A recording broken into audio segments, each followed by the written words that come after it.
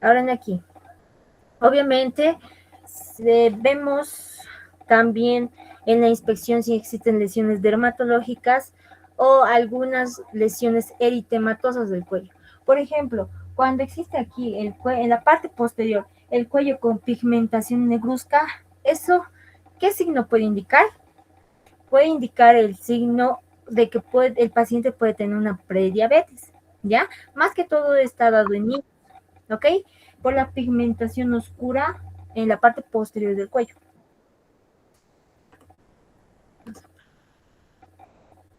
Pues, eso, ¿ya? Siempre tengan en cuenta las lesiones eritematosas, como dice aquí en la diapositiva. Siguiendo, igual, esas son lesiones que están ahí por si les preguntan. Las vesículas por, por VIH son vesículas costosas. Aquí podemos ver en el número 3 lesiones lesiones del paciente que presenta en la región lateral un poco más por la parte supraclavicular, ¿ok? Porque la región del cuello no es netamente solo esta parte. Cuando van con un paciente, chicos, es mejor que le pidan al paciente que vaya con una malla o con una polera, pero con cuello desprendido, ¿ya? Con un cuello aquí más desprendido. Puede ser netamente una polera así alargada, ¿ya? Eso porque los doctores al momento de realizar la palpación de los ganglios van a necesitar que toda la estructura se pueda ver, ¿ya? Aquí los movimientos. Esta parte es importante. Los movimientos, eso también es para inspección, pero para los músculos, ¿ya? Pedimos al paciente que la cabeza esté hacia atrás, para ver la parte anterior. Ahora, pueda mirar hacia abajo, por favor. Ahí vemos también el compromiso muscular que está en la parte posterior, que serían los músculos occipitales. Y también pedimos al paciente que lateralice, ya sea del lado izquierdo, luego del lado derecho. ¿Ya? Esos son los movimientos. Y esta es una pregunta clásica aquí, la tortícolis. La tortícolis, que es la contractura del esternocleidomastoideo, ¿ok? Eso les puede preguntar al momento de realizar los movimientos en la inspección. Ahora sí, vamos a la palpación. Vamos a ver aquí, la columna cervical, eso lo tenemos que dejar para el último rote. Palpación de exámenes de fuerza y la palpación maxilar inferior. Aquí, como hemos mencionado, forma, tamaño, consistencia y sensibilidad. Esta parte ya. Antes de ir a la maniobra de Crilley, para la palpación, primero tenemos que hacer el craqueolaringio, ¿ya? Al inspeccionar el tiroides, por ejemplo, siempre les pide el craqueolaringio, ¿ya? En la parte anterior. Ya, vamos a ir primero por partes, vamos a ir primero por toda la parte anterior. En la parte anterior de la región del cuello vamos a apreciar los lóbulos de la tiroides y el istmo. El istmo no se puede ver, no es apreciado normalmente, pero al pedirle al paciente que hiperflexione el cuello, tal vez haya tal vez haya una pequeña visualización. Ahora en esta parte, para realizar el cardiolaringio, pues, para realizar el cardiolaringio se inicia con el dedo pulgar y el índice desde la parte superior a inferior. ¿Ya? Es lo más importante que tienen que realizar en la palpación de cuello, ya sea de venas, arterias, ganglios linfáticos o del parte de la tráquea. Siempre tienen que empezar de la parte superior hasta la inferior. ¿Ya? Nunca del medio, abajo o arriba. De superior a inferior, siguiendo un orden, chicos. Eso les va a ayudar mucho al momento de realizar la palpación. ¿Ya? Vamos a empezar con la palpación de los cartílagos, ¿ya? El cartílago cricoides, vamos a ir a los lóbulos del tiroides y cuando lleguemos a la tráquea, por debajo de los lóbulos, ahí tenemos que hacer el craqueolaringio, ¿ya? Tenemos que agarrar como una pinza y hacerlo lateralizar un lado. No, tú quietito. Lateralizar es, siempre tienen que pedir al paciente que colabore y esté tranquilo, ¿ya? Lateralizar, ya sea de derecha y luego de izquierda. Baje la cabeza. Eso, ahí. Tiene que estar la mirada al frente. Ahí. Craqueolaringio. Ahí.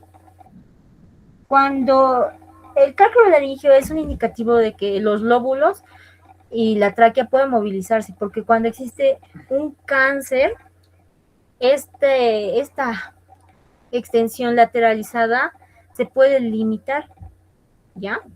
Eso es lo que tenemos que ver. Ahora sí, sigue a la parte anterior del cuello. Podemos ver los cartílagos, el craquio laringio, que es lo más importante, y ver hasta la fosa supraesternal, ¿ya? Hasta esa parte. Ahora, esa es, digamos, la inspección y palpación superficial de la parte anterior del cuello. Ahora, en la parte lateral, ¿qué tenemos que revisar en la parte lateral? Tenemos que revisar las venas cervicales y las arterias cervicales, ¿ya? Para esta parte de las arterias cervicales, primero las venas. Para la parte de las venas cervicales, tenemos que ver primero si existe una ingurgitación, ¿ya? Una ingurgitación de las venas. En este caso, desde la parte del borde superior de la clavícula hasta la región mastoidea. Si no apreciamos la vena yugular externa, ¿ya? Porque la vena yugular externa va anterior al músculo externo cleidomastoideo. En ahí vemos si existe una ingurgitación. Sabemos que existen hasta 4 grados. Primer grado, segundo grado, primer grado desde supraclavicular hasta la región medial, por así decirlo. Segundo grado, desde supraclavicular hasta de la región medial un poco más extendida. Tercer grado, se ve ya todo un trayecto de la vena. Y el cuarto lugar, que es más extendido, puede llegar hasta la parte retroauricular, ¿ya? Eso siempre tienen que mencionar. Si existe alguna clasificación, mencionen. Obviamente si están seguros, ¿ya? Pero que sea de una mención rápida, de 1 minuto, porque sabemos que en el ECUE solo van a tener 2 minutos de limitación para realizar la maniobra, y esto es segmentario, lo que les toque. Por ahí nomás les dice ya, hazme la palpación e inspección de solo ganglios linfáticos, y tú tienes que realizarlo, es netamente solo eso. No realizas todo lo que yo estoy haciendo, es general, no vas a realizarlo todo. Te van a dar un segmento y tú tienes que realizarlo, ya sea inspección y palpación, ¿ya? Eso. Ahora, para las pulsaciones yugulares, eso se puede sentir rara vez, pero tiene un triángulo limitado y se sienten las pulsaciones en la yugular interna, ¿ya? Por ahí te dice el doctor, hazme la pulsación de la vena yugular. No vas a palpar aquí, porque aquí, si es que el paciente presenta una turgencia, ya recién, porque tienes que ver el trayecto hasta donde llega. Pero si el paciente no presenta una turgencia o una ingurgitación, en pocas palabras, y una ingurgitación yugular, se puede hacer las pulsaciones en el triángulo de Sedilot, ¿ya? El triángulo de Sedilot está conformado en el borde superior de la clavícula, en la fauce del esternocleidomastoideo external y la fauce del esternocleidomastoideo clavicular, ¿ya? Con los 2 dedos podemos ir adentro presionando, igual, lateralizado, presionando, y en ahí se puede sentir las pulsaciones, ¿ya? Bueno, rara vez se puede sentir, pero en ese triángulo se siente una pulsación de la vena yugular interna, ¿ya? No la externa, chicos. Y ese es más, en ese triángulo de Sedilot es más quirúrgico cuando uno tiene que realizarlo, ¿ya? Pues es un triángulo anatómico limitado que podemos apreciarlo y pulsarlo ahí si queremos saber las pulsaciones de la vena yugular. Pero eso también tiene ondas, ¿no? La onda A, C, Y o Y también llamado. Ya. Eso es en respecto a vena yugular. Tranquilo y fácil. ¿Qué más dice aquí? Las maniobras de la Hay. Hallazgos más comunes. Ya. Vamos a ir a ganglios linfáticos, como está aquí en la diapositiva. Las maniobras de la Hay, creo que lo vamos a dejar para el último. Aquí, ganglios linfáticos.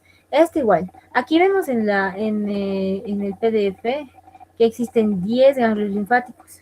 En el del libro de Argente solo existen 8, ¿ya? Pero incluso hasta aquí existen 11. Dependiendo del doctor que te diga, te puede decir ya, hazme la palpación de los ganglios linfáticos. Si tú realmente estás seguro de hacerlo hasta los 11, que te voy a explicar ahorita, puedes hacerlo. Pero si no, entonces puede llegar hasta las 8 cadenas ganglionares que está en el libro de Argente, ¿ya? Y mejor si empiezan por esa parte, entonces son 8 cadenas ganglionares. Y si te pregunta el doctor, pero ¿y esta cadena? Tú le respondes también.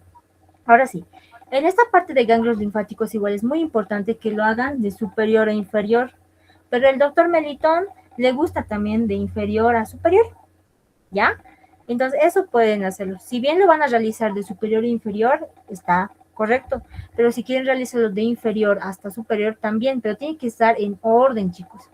Tiene que seguir un orden sistematizado en los ganglios linfáticos, en su ECOE. Ya aquí. Este es un ejemplo de superior hasta inferior que podemos realizar. Primero, los ganglios periauriculares, como dice, delante del trago de la oreja.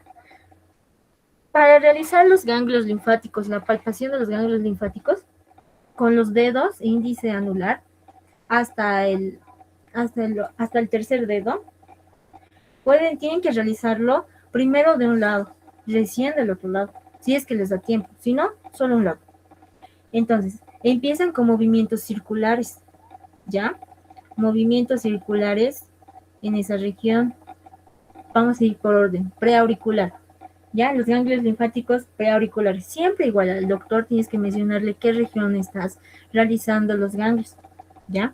Vamos a palpar primero la cadena preauricular, ¿ya? Preauricular. Ahora, vamos con la retroauricular, ¿ok? Como dice en la diapositiva, sobre la mastoides occipitalis, que está en la base del cráneo, igual, ¿ya? Tienen que ponerse mejor de manera lateralizada. Cuando haces una palpación, chicos, es un consejo grande y les voy a pasar flashcards que tengo. Cuando realizas una palpación, siempre tienes que ver si es bimanual o monomanual. ¿En qué estructura estás palpando? Ahorita vamos a hacer palpación de ganglios linfáticos, ¿ya? También la posición del paciente, que es muy esencial. En esta parte el paciente tiene que estar sedente, ¿ya? Ese es el término semiológico para referirse al paciente con un doctor. No tiene que estar en sedentación, eso no va, porque sedentación es cuando un paciente lleva mucho tiempo sentado. Eso es más que todo de la vida cotidiana, ¿ya? Se dice paciente sedente, ¿ya? Paciente sedente y el examinador, ¿en qué posición tiene que estar? Es cuarto. Tiene que estar de manera lateralizada o anterior al paciente, ¿ya? A mí por las limitaciones ahorita lo voy a hacer de manera lateralizada. Esas son las 4, los más importantes y principales antes de realizar una palpación o maniobra, ¿ya? Primero, hemos dicho que esta palpación es monomanual, porque primero revisas de una estructura, luego de la otra estructura, ¿ya? Monomanual. Segundo, ¿qué estructura estamos analizando? Los ganglios linfáticos.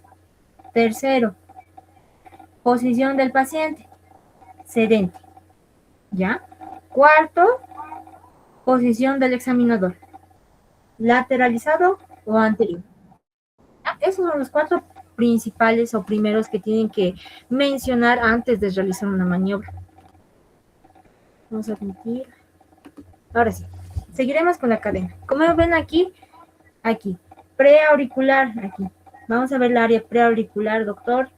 Vamos a seguir con la retroauricular, ¿ya? La occipital, aquí como indica. El ganglio tonsilar o amigdalino en el ángulo de la mandíbula. ¿Dónde se encuentra el ángulo de la mandíbula? En esta región. ¿Ven? Aquí hay un pequeño ángulo. Estoy aplastando aquí a mi paciente. Este es el ángulo. Ahí, en el ángulo de la mandíbula. ¿Ok? Ganglio tonsilar. ¿Ok? Esta parte. Luego, la submaxilar. Submaxilar en el reborde medio de la mandíbula. ¿Ok? Reborde medio de la mandíbula.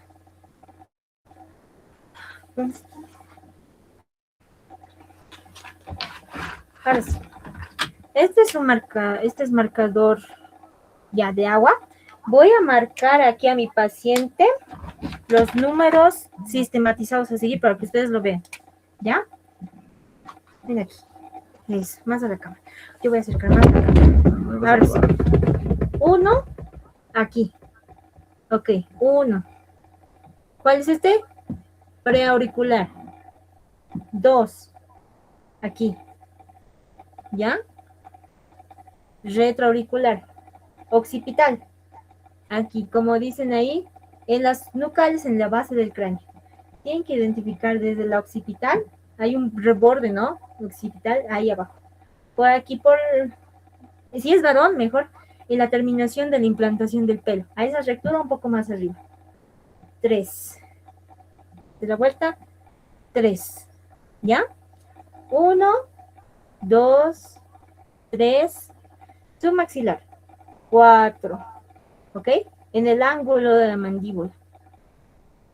¿Ya? Digo, ganglio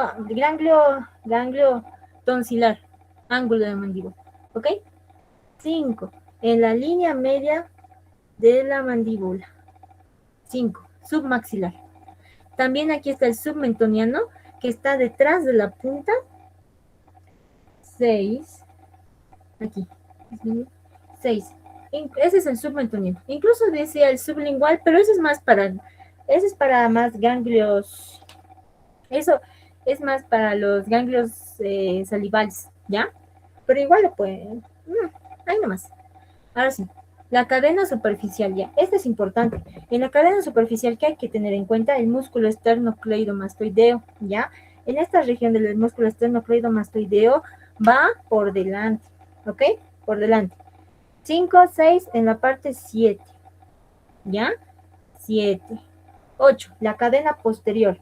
En la cadena posterior, obviamente, anterior al músculo trapecio, pero para más referencias o para que sea más fácil para ustedes, en el borde posterior del músculo esternocleidomastoideo. 8, ¿ya? Esa región. 9, cervical profunda. Ahí, como dice, la entrada del músculo esternocleidomastoideo. Y ahí hay un tip. La cervical profunda no se realiza. O sea, es descartado. Pero si les pregunta cadena superficial y profunda, esa es. Agarran con el dedo pulgar e índice y presionan el área. Es como si estuvieran pellizcando el músculo esternocleidomastoideo. Y en ahí pueden hacer con los dedos bordes circulares. Y en ahí pueden apreciar, ¿ya? Vamos a poner aquí chiquitito 9, ¿ya? Y el 10 supraclaviculares en esa región, ¿ok? Supraclaviculares 10. Pero la 11 es la supraesternal, ¿ya? El doctor Melitón siempre pregunta eso. Aquí existe el 11, la cadena supraesternal, ¿ya? En la fosa supraesternal, ahí también hay una cadena, entonces este sería la número 11. ¿Ya? Número 11. Ay, mi paciente. Ya, sí. Ahora sí. Voy a utilizar una linterna, a ver, así para que... Ahora sí, miren. Esta es la número 1, ¿ya? 1, 2, 3, 4, 5, 6, 7, 8. La 9 no se realiza mucho, pero es pellizcando el músculo esternocleidomastoideo hacia adentro. ¿Ya? 9, 10, supraclavicular, aquí. Supraclavicular y 11, supraesternal. ¿Ya? Esta es la región o la sistematización ordenada de los ganglios linfáticos. ¿Ya, chicos? Aquí ya les he puesto números para que puedan ubicarse. Mi paciente todo rayado. Sí. Ya, seguimos. Ahora sí. Voy a apagar un rato la luz. Ya. Aquí. Este es el inicio. ¿Qué tenemos que ver aquí? Patológicamente del linfoma de Hodgkin. ¿Ya? Esta parte del linfoma de Hodgkin. ¿Ok? Ahí podemos ver una imagen. Tuberculosis ganglionar avanzada. La tuberculosis ganglionar obviamente es una enfermedad extrapulmonar de la tuberculosis, ¿ya? Y el ganglio centinela, Virchow o de Troyser. Ese es el ganglio que les van a preguntar. ¿En qué región se encuentra? Supraclavicular. Por sospechas de metástasis del cáncer de estómago. ¿Ya? Esto, como está aquí en la imagen y esta textualización teórica, ¿ya? Eso es lo que queremos encontrar en los ganglios linfáticos. Aquí vemos los ganglios linfáticos normales tienen que estar ovalados, mientras que los ganglios anormales patológicos son esféricos. Esa es la diferencia, por si les preguntan, son esféricos, como se ve aquí en la imagen. Y este es un ejemplo clarito. Los ganglios linfáticos generalmente no son visibles ni palpables. El resultado, el examen debe registrarse de la siguiente manera. Esto es importante. Ganglios linfáticos no visibles ni palpables en el área corporal o cadena linfática específica. No dolor, porque al realizarlo de toda la segmentación de ganglios linfáticos, si presenta dolor, ahí es cuando tenemos que sospechar de una patología de ganglios linfáticos. No edemas ni cambios de color de la piel, ¿ya? Ganglio linfático palpable benigno, ¿ok?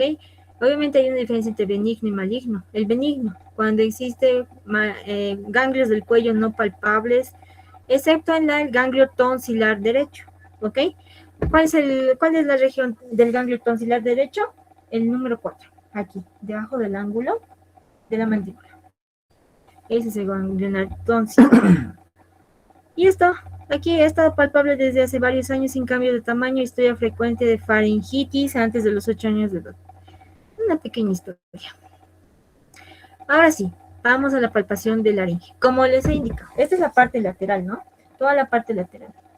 Antes de irnos a palpación de laringe, vamos a ver si abajo hay más de arterias. No, es más bucios, ya. Antes de entrar a la laringe, chicos, les voy a explicar de la carótida, ¿ya?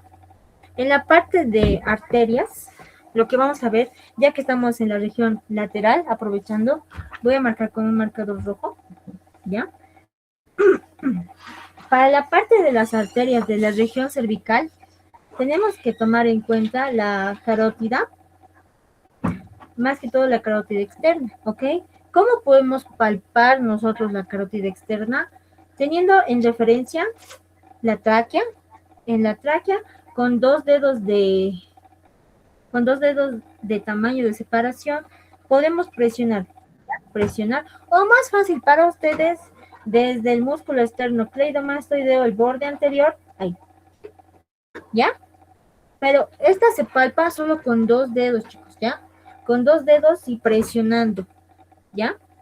No se hace así, no se hace de esa forma porque presionas también el músculo esternocleidomastoideo y el músculo esternocleidomastoideo es solo una referencia anatómica. Entonces tienes que como punzar la arteria carótida y en ahí sienten. Si ustedes lo hacen ahorita pueden sentir, pero de forma punzante, así, no de forma palpando todo hasta el músculo esternocleidomastoideo, pulsando así, ¿ya? Eso es la palpación de la carótida. Ahora, también si queremos ver la auscultación de la carótida en la misma región, chicos, en la misma región anatómica, en el triángulo, ¿ya? Ahí podemos con el estetoscopio, igual, lo mismo, presionando ahí, ¿ok? Patologías que se pueden encontrar en la auscultación de la carótida, puede haber soplos, eso es lo más importante, soplos. Si existe un soplo a nivel de la carótida es porque puede existir alguna patología cardíaca, ¿ya? Eso es lo que podemos ver. Ahora sí, eso es lo que podemos ver en la parte lateral. Y eso tienen que realizarlo tanto de derecha como de izquierda, ¿ya? Eso es lo más importante de arterias, venas, sencillo, y los ganglios linfáticos, que es lo más sistemático y complejo, digamos, al momento de realizar el eco. Ahora sí, vamos a ir con la parte anterior del cuello, vamos a ir ahora hacia la laringe. Como les he mencionado antes, en la parte anterior del cuello tenemos que ver de superior a inferior, ¿ya? Tenemos que identificar aquí el cuerpo de la tiroides, cricoides, membrana cricoidea. Segundo, tomando el dedo pulgar y medio, toda la caja laringea se mueve lateral para notar la crepitación. Ese segundo está hablando de la craqueolaringea, ¿ya? La ausencia de un roce característico de cáncer laringeo, como ya les he mencionado del cáncer, ahí. Pero eso es lo más importante.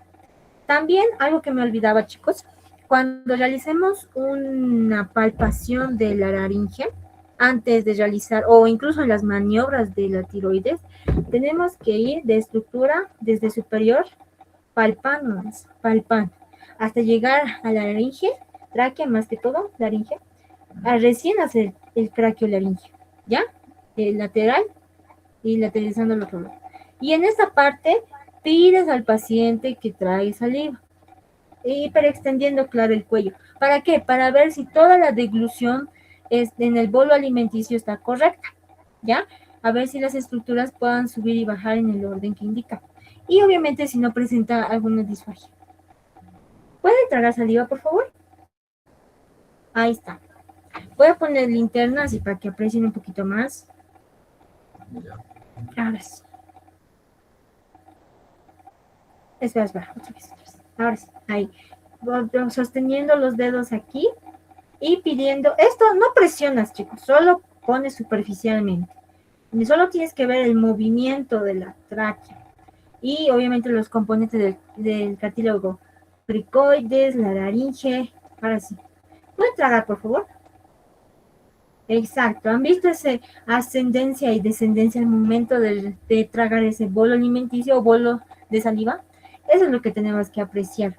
Y eso es lo que tenemos que mencionar de igual forma al doctor si nos hace la inspección y palpación. ¿Ya?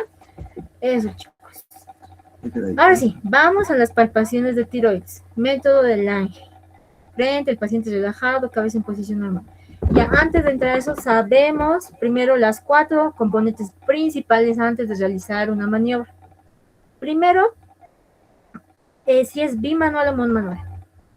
La maniobra del Lange es, como vemos en la imagen, bimanual. Eso siempre tenemos que mencionar al doctor. Segundo, ¿qué estructura estamos examinando? Tiroides. Tercero, posición del paciente, como dice aquí, paciente relajado, sedente, ¿ya? Paciente si no está relajado y sedente. Posición del examinador, ahí como dice en la diapositiva, la parte del frente del paciente o anterior, ¿ya? Esos son los 4 principales, chicos, que nunca se tienen que olvidar al momento de realizar una maniobra o palpación. Ahora sí, vamos a aplicar.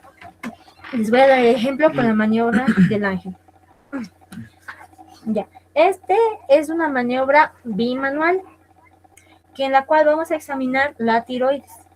Tenemos que, el paciente tiene que estar en posición sedente y nosotros, el examinador, de posición anterior al paciente. ¿Ya? Eso es lo que tienen que indicar al momento, o digo, antes de realizar una maniobra. Ahora sí, vamos a hacerlo de forma lateral porque el espacio es un poco limitado. Ya. Ya sabemos que la maniobra de Crilley, la maniobra de Lange es anterior bimanual. Con una mano, mejor si es la dominante, chicos, ya sea derecha o izquierda. Su mano dominante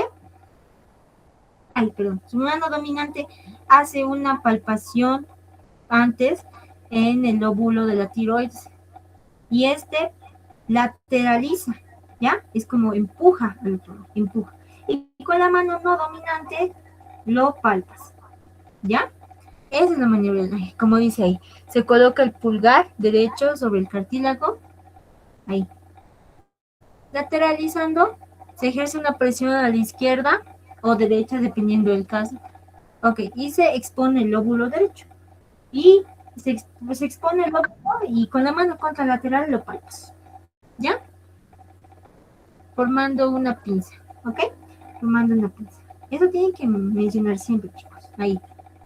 ¿Listo? Y como dicen ahí, al último, siempre en estas maniobras del cervical de cuello anterior, siempre hay que pedir al paciente que trague saliva. ¿Puede tragar saliva, por favor? Exacto. Ahora, nunca se tienen que olvidar que tienen que hacerlo del otro lado. Así, igual. Ahora esta vez con la mano no dominante, hacemos una pinza con el pulgar, empujamos, lateralizamos y con la otra mano palpamos. Ahora sí, ¿puede tragar saliva, por favor? Eso. Y eso es todo lo que tienen que realizar, chicos. Como les digo, es mejor si lo realizan con un familiar, ¿ya? Con un familiar suyo. Aquí, vemos. Crecimientos dentales anteriores.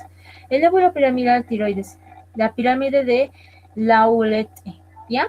Ese sí es importante porque al ser normal se puede palpar de la base del istmo que se sigue en el trayecto del conducto tiroides. Ahí, vemos la imagen, ¿ya? El istmo obviamente no se puede apreciar mucho y no se puede palpar mucho. Si quieren apreciarlo, o sea, inspeccionarlo, tienen que hacer al paciente una hiperflexión, ¿ya? Tal vez se aprecie un poco.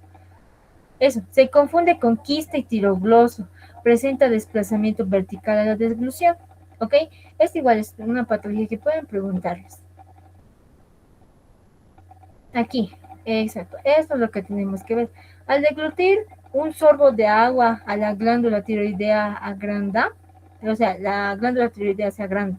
Aquí, los dos lóbulos tenemos que apreciar. Tenemos que examinar qué.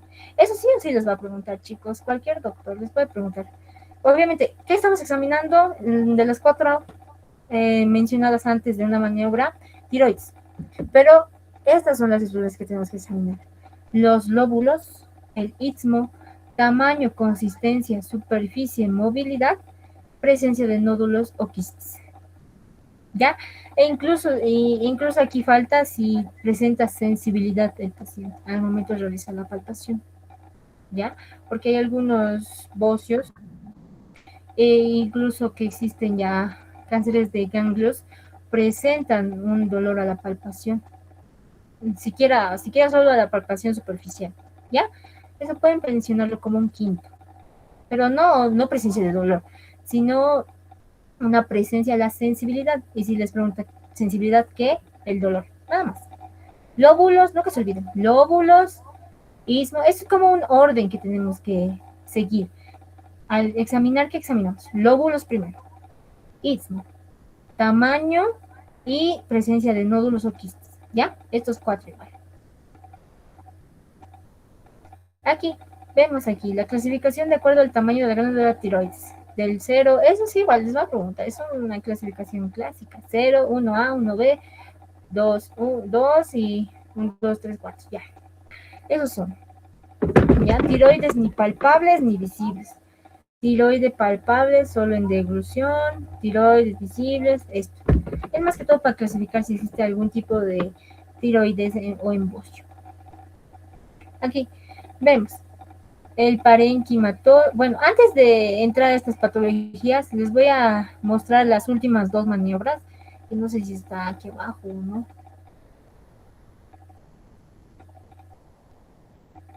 No, no está. Ya, entonces les voy a mostrar las últimas dos maniobras, que son la maniobra de, bueno, estaba arriba, ¿no? La maniobra de Crille, ¿ya? Y la maniobra de Kirby.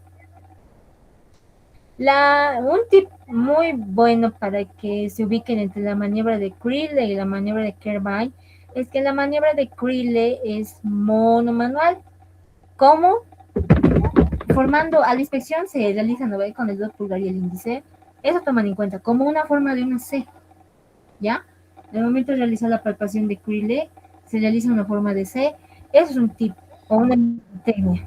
Una maniobra de Crille con la C, ¿ok? C al momento de realizar. Aquí está. Maniobra de Lange, Kirby.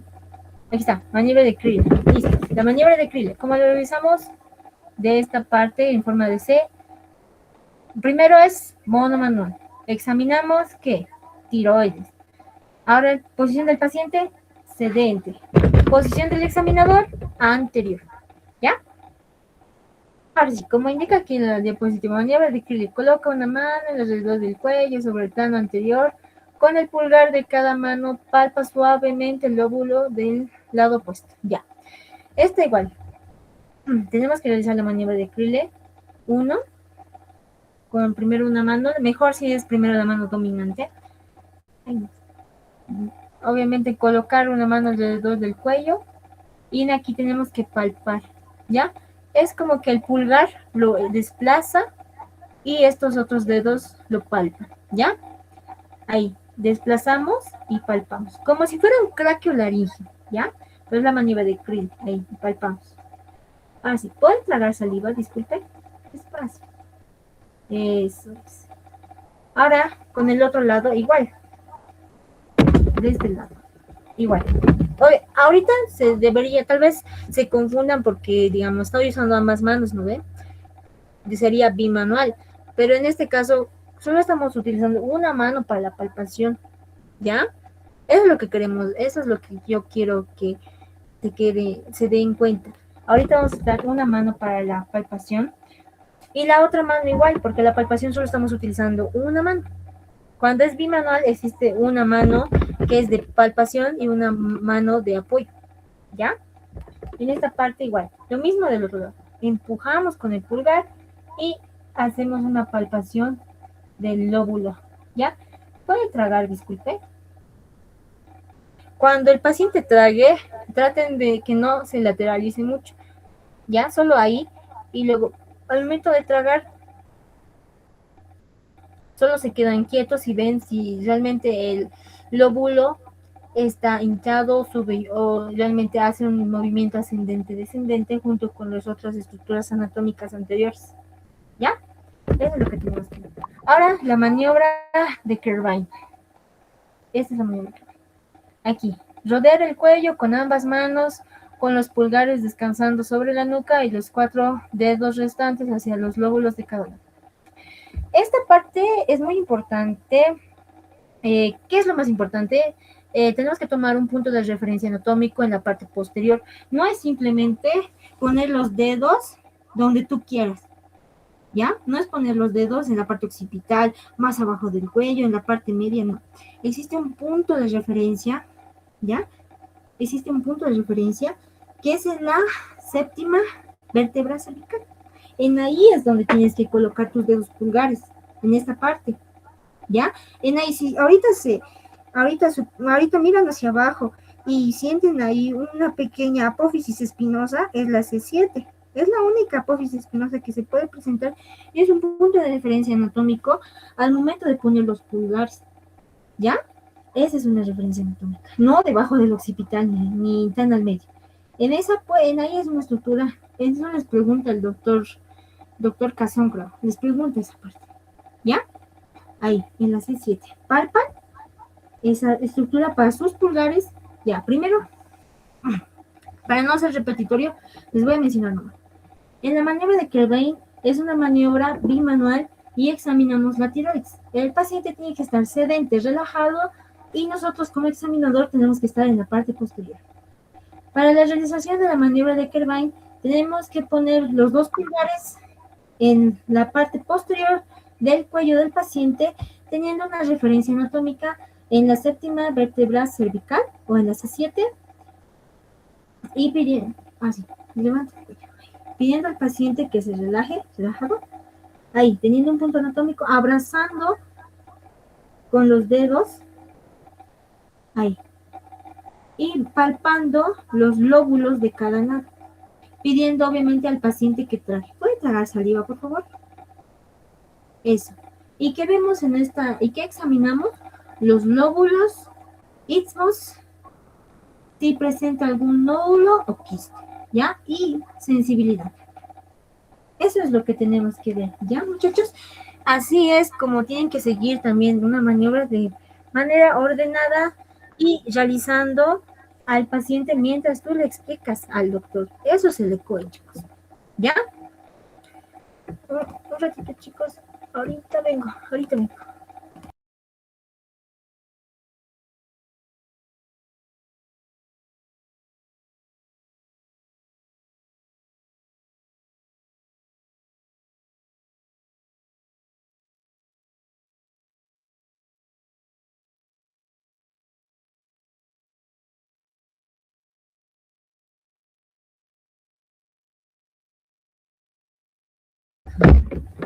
Ya, ahora sí, chicos.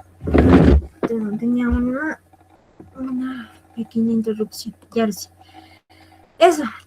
Y aquí, estas son patologías que podemos encontrar en la glándula tiroides.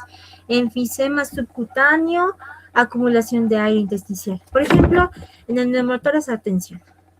Induración difusa, región suprayoidea, con induración rojiza y dolorosa. Es la angina de Lodwin, ¿ya? Esa angina de Lodwin es muy clásica en los abscesos cervicales, chicos. No es simplemente que esté comprometido o es una patología de la tiroides, sino que la angina es una acumulación de pus intensa en la región cervical, ¿ya? Esa es la angina de Lodwin, ¿ya? Y en la angina de Lodwin tiene una intervención, obviamente, que tenemos que drenar esa angina, ¿ya? Pero eso es más quirúrgico. Ahora sí. Antes de pasar a...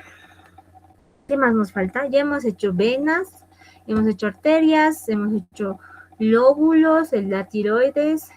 Aquí está. Esto es lo que más tenemos que ver. La consistencia de la tiroides puede ser normal o parenquimatosa. Es igual. Eso sí, tienen que recordar y mencionarlo. Parenquimatosa, si se siente la consistencia parenquimatosa, es un bocio. ¿Ya? Firme. Es un bocio de larga evolución. Granulosa, es una tiroides de Hashimoto, ¿ya? Esto es importante. Leñosa o petra es un carcinoma, ¿ya? Tenemos que ver si es la superficie lisa, nodular o quística. Aquí está, imagen clásica del hipertiroidismo, ¿ok? Y la enfermedad de Hashimoto, ¿ya? Esas son las patologías más comunes que podemos encontrar a la palpación. Aquí está. Vemos el crecimiento centrales anteriores. Ahora sí, bocio difuso pequeño. Este es el bocio difuso pequeño, que no rebasa el doble del tamaño natural. Ahorita no, claro, en la imagen no se ve tan grande, pero cuando el paciente ahí hiperflexiona o lateraliza, en ahí se ve un pequeño bultito, como dice aquí, bocio difuso pequeño. Superficie lisa, consistencia blanda, debido a hiperplasia fisiológica, hipertiroidismo e hipofunción, ¿ya? Este es el pequeño. Bocio difuso grande, ahí, podemos ver la imagen. Mayor del doble del tamaño normal, está abultado y firme, se presenta el bocio endémico. Y el bocio multinodular, que es el más grave, que ocurre con eutiroidismo, tirotoxicosis, tiroiditis, carcinoma. ¿Cómo está la diapositiva? ¿Ya? Eso. Y estos son los abscesos del cuello. Pulso carotídeo, como hemos mencionado antes. Tiene que estar en el borde medial del esternocleidomastoideo en mitad inferior del cuello. Ahí, ¿ves? Con una referencia anatómica, la línea laringea. A 2 dedos en esa parte, o teniendo en cuenta el borde anterior del esternocleidomastoideo.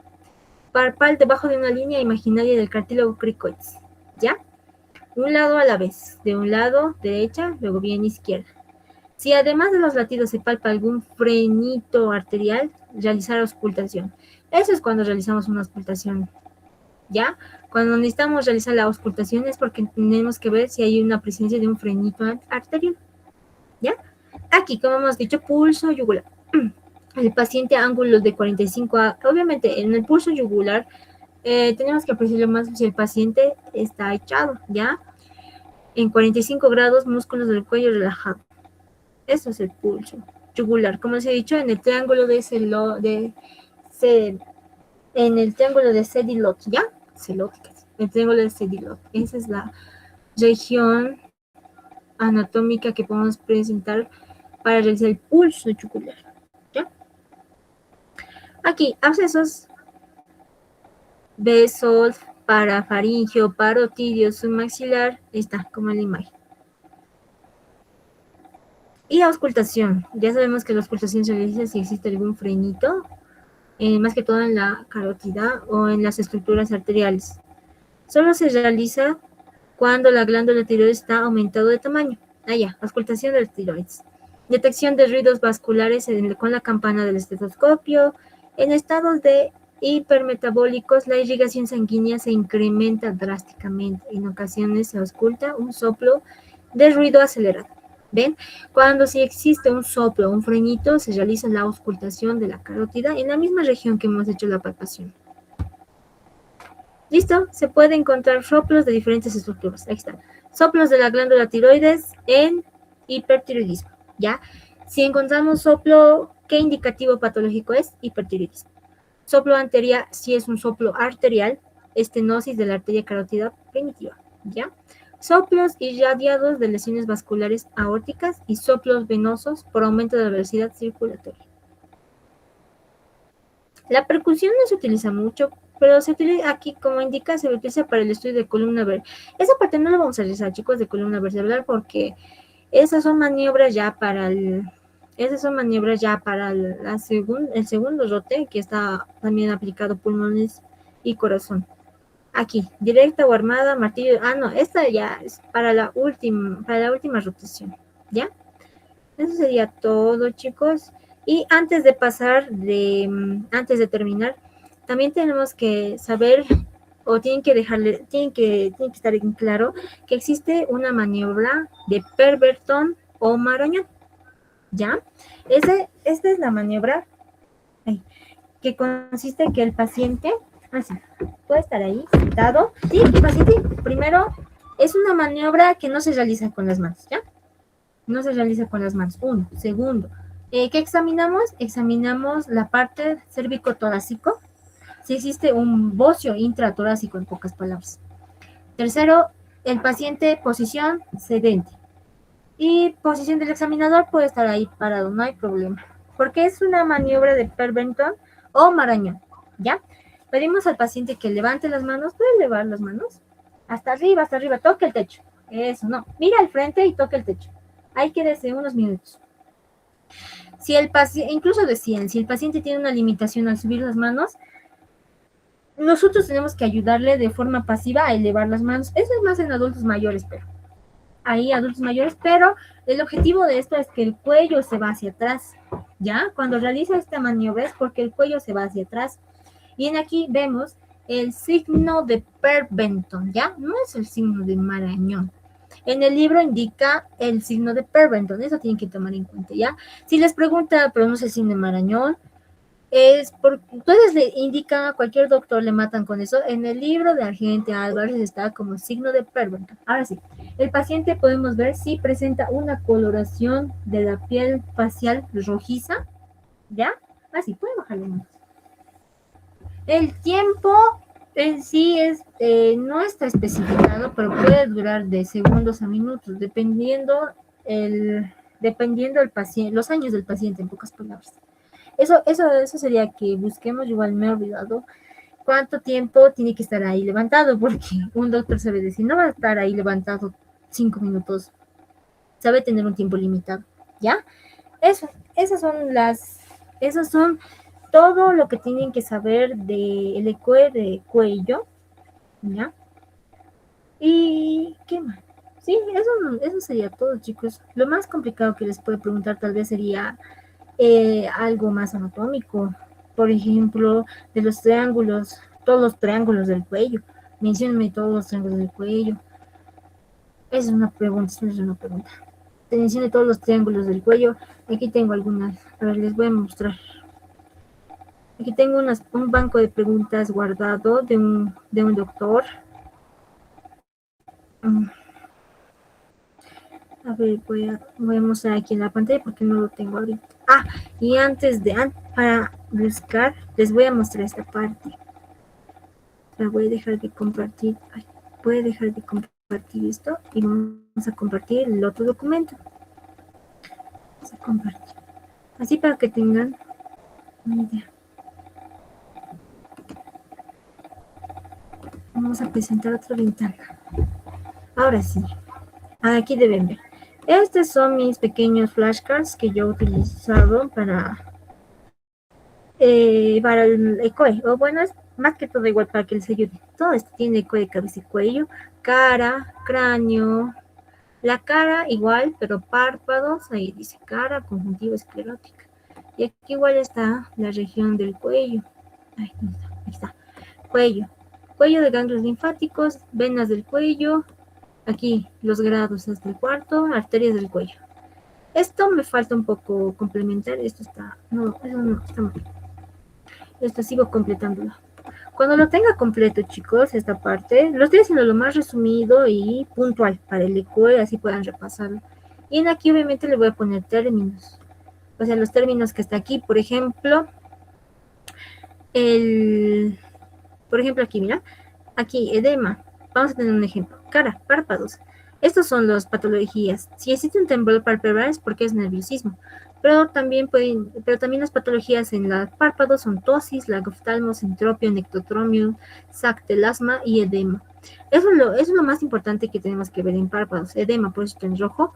Y en aquí hemos puesto el término, o más como ampliado ese el término de edema, porque les puede preguntar qué tipo de edema. Si es infeccioso, Chagas, nefropatía, síndrome nefrótico. Hipotiroidismo, mixedema, es la mixedema, esto es importante ahí. ¿Qué es la diferencia de mixedema e hipotiroidismo? Los dos son comprometidos o patologías de los lóbulos de la tiroides, pero la diferencia de mixedema es que es severa a la hormona tiroidea, más que todo en hipotiroidismo.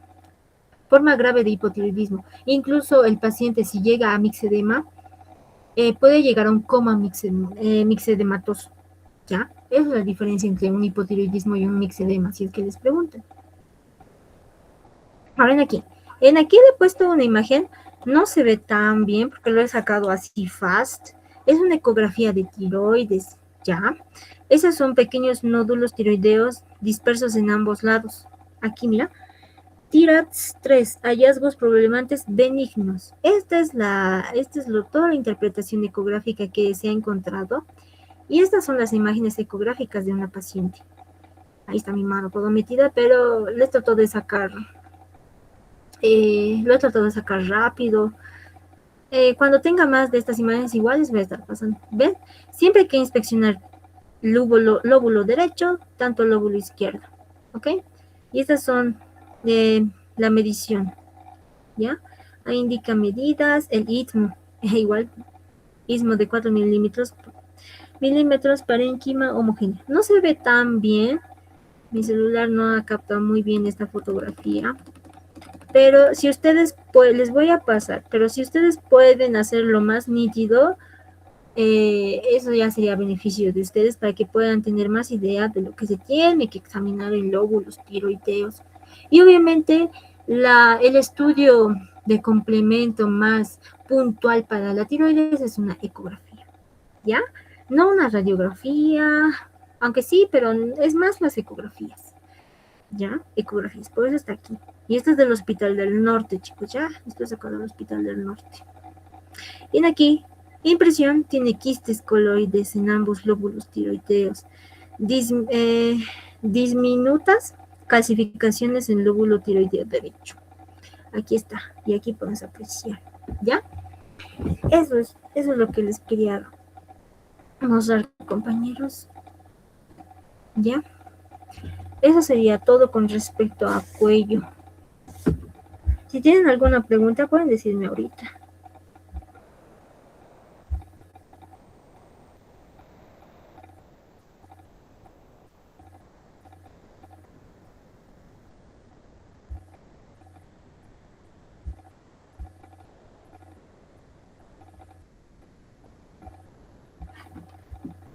Ya, si no habiendo preguntas, entonces, eso sería todo, muchachos, ¿ya? Cuando termine el documento, les paso a sus representantes para que pase a sus grupos, porque a mí me ha tocado, esta sección de grupos, voy a revisar, desde el grupo A12 hasta el A16 y el grupo B12 hasta el B16, ¿ya? Los representantes de esos grupos me escriben, pero no ahora. Les voy a pasar el documento lo más posible el domingo o sábado, ¿ya? Faltan algunas cositas que tengo que poner para que así puedan tener todo completo para su ECOE. También ahora que estamos en este tiempo de conflictos, les voy a mandar igual el link de Telegram para que puedan unirse y estos documentos y también más que todo videos les voy a mandar Voy a estar publicando videos ahí en Telegram de estas maniobras, ¿ya? De estas maniobras para que ustedes puedan visualizarlo una y otra vez y de forma ordenada, claro. Voy a poner todas las maniobras, incluso palpaciones que se realizan de todo este primer rote de cabeza y cuello, ¿ya? Mañana, igual a la misma hora, nos vemos para el ECOE de laboratorio y radiología. Eso va a ser más teórico que demostrativo. Ya voy a preparar unos documentos y casos clínicos que podría entrar al ECOE y placas radiológicas que yo tengo, algunos pocos que tengo, no tengo muchos. Lo más clásico también que puede entrar, como el hematoma epidural, hematoma subdural, la sinusitis, netamente eso. En el ECOE no solamente va a entrar radiografía y tú tienes que interpretar, sino como es también la introducción de radiografía, les va a preguntar radiopacidad, radioluminoso, esas estructuras les va a preguntar lo más también general, dependiendo del doctor. Y como les he mencionado, la doctora o del sector del laboratorio va a ser como un pequeño caso clínico, o sea, va a ver ahí las, las estructuras, digo, anatómicas, los laboratorios, resultados del laboratorio, hemoglobina, ¿ya? La serie blanca, la serie roja, eso va a estar ahí, los números, valores de un paciente, tantos, y ahí los valores, y ustedes solo tienen que ponerle una palabra, según lo que ella habló con la doctora, tienen que realizar una palabra y tienen que ponerle si es anemia, eritrocitosis, leucopenia, leucocitosis, ¿ya? Eso voy a estar preparando a lo que me ha dicho la doctora, porque tampoco le puedo sacar todo. Ya, eso nomás muchachos. Si no tienen ninguna otra pregunta, nos vemos mañana a las 9 igual para ver lo del ECOE de laboratorio y radiología. ¿Ya? Chao chicos, nos vemos mañana. Chao muchachos, nos vemos mañana.